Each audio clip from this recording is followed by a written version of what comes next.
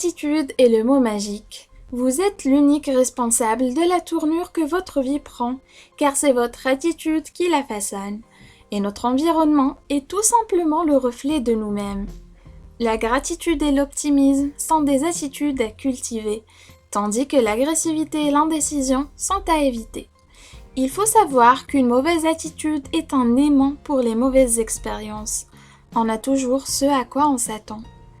Toutes les personnes que nous rencontrons et côtoyons tous les jours agiront en fonction de notre attitude. Et la bonne nouvelle, c'est que nous pouvons contrôler cette attitude. Avant d'avoir la vie dont vous rêvez, vous devez penser, agir, parler et vous conduire dans tout ce que vous entreprenez comme si vous étiez la personne qui vit déjà cette vie. Et rappelez-vous que tous les êtres humains ont un énorme désir de reconnaissance, de se sentir important et apprécié. Traitez chaque personne que vous rencontrez de manière à combler ce désir. Évidemment, c'est avec sincérité qu'il faut le faire. Les Champs des Diamants est une histoire véridique d'un fermier africain qui a entendu des histoires à propos du succès d'autres fermiers qui ont gagné des millions en découvrant des mines de diamants. Excité par cette perspective, il a vendu sa ferme pour partir à la recherche des diamants. Recherche longue et infructueuse qui le laissa finalement seul et sans le sou. Il se jeta alors dans une rivière et mourut noyé. L'homme qui acheta la ferme eut un jour l'œil attiré par une pierre à l'éclat bleu et rouge au fond de son ruisseau, la ramassa et la trouvant belle, la plaça sur sa cheminée. Quelques jours plus tard, un visiteur la prit, devint blême et indiqua au fermier que la pierre ramassée était un énorme diamant. Le fermier, étonné, dit au visiteur que son ruisseau était rempli de pierres de ce genre. La ferme que le premier fermier avait vendue pour partir à la recherche de diamants s'est révélée être une des mines de diamants les plus productives du continent africain. Il l'avait vendue pour une bouchée de pain, pour aller chercher ailleurs ce qui se trouvait sous son nez. Il l'aurait compris s'il avait pris le temps de se préparer et d'apprendre à quoi ressemble un diamant à l'état brut. Chacun d'entre nous, en ce moment, se trouve dans son propre champ de diamants, qui n'attend que d'être reconnu et exploité. Il suffit d'avoir la patience et la sagesse d'explorer intelligemment et efficacement nos opportunités et notre potentiel. Mais ces opportunités ne brillent pas dans le noir et ne sont pas indiquées sur des pancartes non plus. Pour les voir, il faut regarder avec des yeux nouveaux. Trop souvent, nous ne remettons pas en cause ce qui existe déjà. Parce que si des millions de personnes le font, c'est que c'est la meilleure manière de le faire. Mais ce n'est pas la meilleure manière, c'est la manière moyenne et commune. Commencez par prendre 1 heure par jour avec un carnet pour disséquer votre travail. Essayez de le voir avec des yeux neufs et d'examiner tous ses composants. Les opportunités sont là. Une fois que les objectifs sont réalisés, leur satisfaction quotidienne devient une chose acquise, et ils perdent une grande part de leur intérêt et de leur magie. C'est le désir, plus que la satisfaction du désir, qui nous rend heureux. Les enfants sont plus heureux le matin de Noël quand les cadeaux emballés les attendent au pied du sapin qu'une fois que la surprise et le suspense passés. Nous sommes plus heureux en nous rendant au restaurant qu'en rentrant chez nous. Nous sommes plus heureux quand nous partons en vacances que quand nous rentrons. Et nous sommes plus heureux quand nous poursuivons des objectifs inlassablement que quand nous les avons accomplis. Le succès est la réalisation progressive d'un objectif qui en vaut la peine. Le succès réside dans le voyage vers l'objectif plutôt que l'objectif en lui-même. Ne gaspillons pas nos ressources et notre temps précieux et limité pour des objectifs futiles. Définissons des objectifs qui en valent la peine. Tous les jours de notre vie, nous devrions être engagés à avancer et à apprendre et à viser un nouveau plateau à partir duquel partir de nouveau. Mais pour cela, vous devriez d'abord savoir ce que vous voulez. Nous sommes la seule espèce sur Terre à être gratifiée du pouvoir de façonner nos vies en fonction des images qui se trouvent dans notre esprit. Tout ce qui a été fait par des humains est le résultat de buts et d'objectifs poursuivis. Au niveau plus individuel, tout ce que nous avons, notre travail, nos relations avec notre famille et les autres, notre philosophie de vie est le résultat de l'usage que nous avons fait de notre esprit. Prenez l'habitude de noter tous les jours vos idées. Elles ne seront pas toutes à garder ni praticables, mais utiliser 5% de votre temps libre pour réfléchir peut complètement changer vos vies. Une seule grande idée peut révolutionner votre travail ou votre vie entière. Nos récompenses dans la vie seront toujours en accord avec les services que l'on rend. C'est une loi aussi universelle et générale que la loi de cause à effet. Les services englobent nos pensées, notre travail, nos actions et nos paroles. Avant de chercher des récompenses, il nous faut réfléchir à nos services et les améliorer. Cette loi, en apparence si simple, est pourtant l'une des plus communément mal comprises ou ignorées.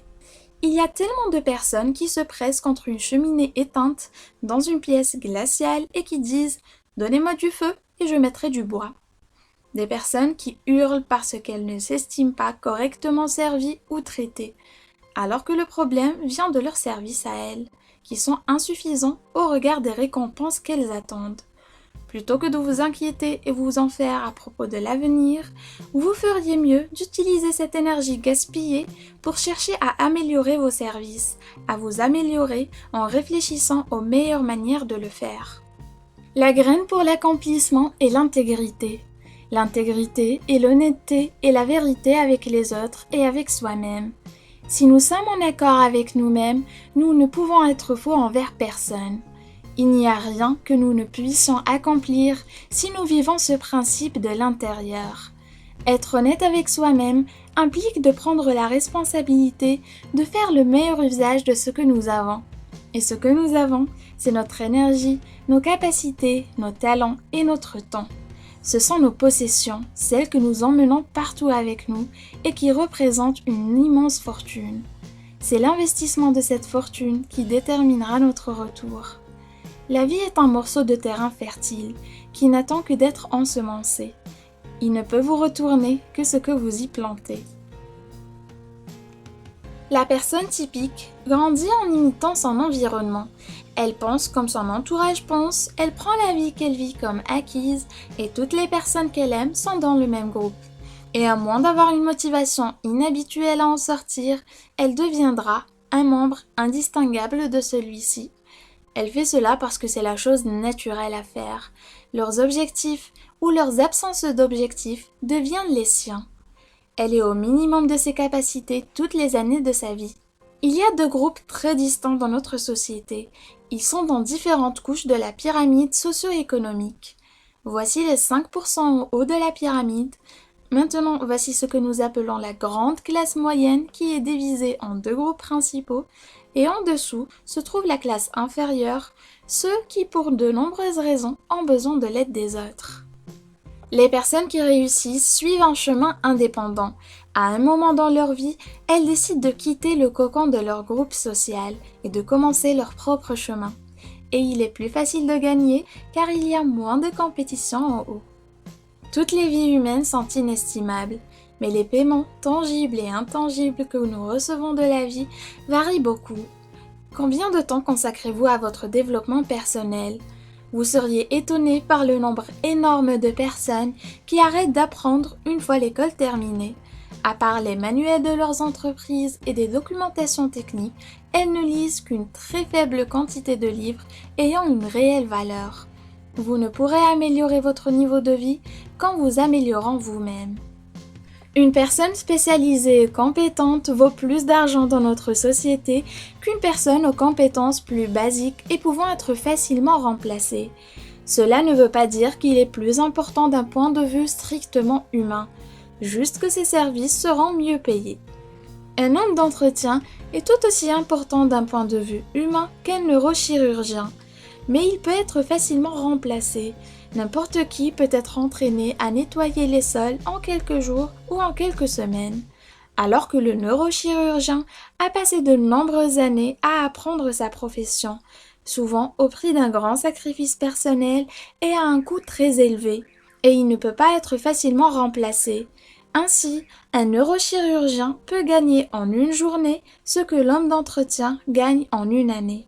Ainsi, ce que nous gagnons est corrélé à ce que nous pouvons donner et ce qui est demandé. Mais combien voulez-vous gagner ?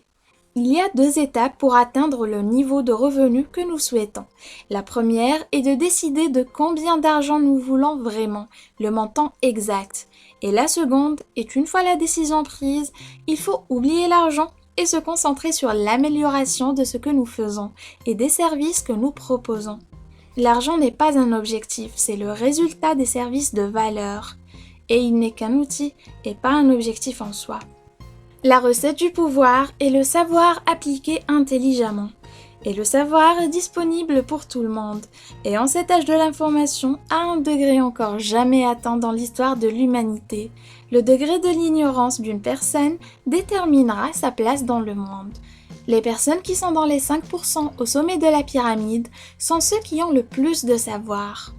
Cela peut paraître surprenant, mais il y a une corrélation établie entre la qualité du langage parlé et le nombre de mots connus et la réussite sociale et économique. En effet, un langage de qualité est un atout dans tous les domaines de la vie. Le langage révèle immédiatement des choses sur nous, et notamment notre niveau socio-culturel et où nous nous plaçons dans la pyramide sociale. Il est donc important de développer son vocabulaire et d'utiliser un langage à la fois varié, précis et pertinent. Ensuite, il est important de développer son savoir. Lisez des livres pour le profit, mais aussi pour le plaisir. Chaque jour doit compter. Chaque jour représente une des briques qui vont bâtir votre vie. La réussite n'est pas atteignable en un jour, une semaine ou un mois, mais c'est le résultat d'un travail consistant fait avec persévérance. Gardez en perspective vos objectifs et continuez à élargir vos compétences. Ce soir, notez 6 tâches importantes à réaliser demain et classez-les par ordre de priorité. Engagez-vous à les accomplir, faites de votre mieux et recommencez ce processus chaque jour. Si votre vie est la maison et vos journées les briques, je suis sûre que vous voudriez que les briques avec lesquelles vous construisez soient solides et correspondent à ce que vous souhaitez. Nous marchons tous dans l'obscurité et chacun de nous doit apprendre à allumer sa propre lumière.